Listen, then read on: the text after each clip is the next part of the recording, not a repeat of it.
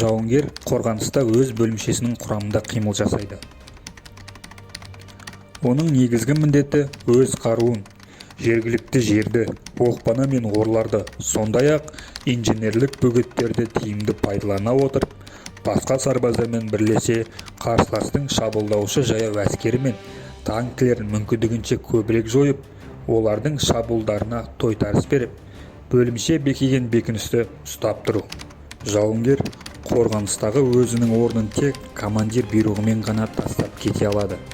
Қорғаныста әрбір жауынгер қарсыластың қайда тұрғанын және оның қандай қимылға бет бұратынын, бағдарламаларды, бөлімшелер мен взводтардың міндеттерін, көршілес бөлімшелердің қайда екенін және олардың атысты қай бағытта жүргізіп жатқанын білуі тиіс.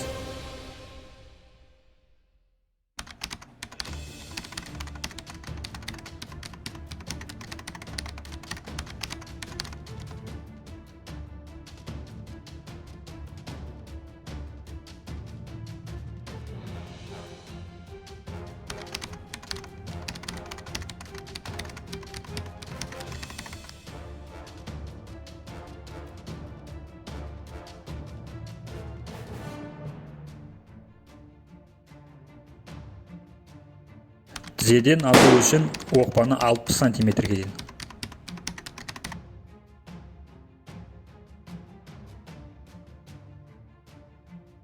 Ал тұрып ату үшін 110 сантиметрге дейін қазу керек.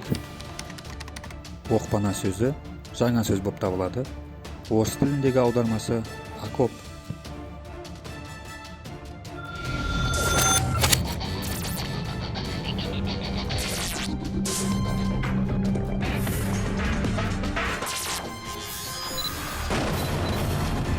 Сарбаздың қорғаныста болғандағы әрекеті.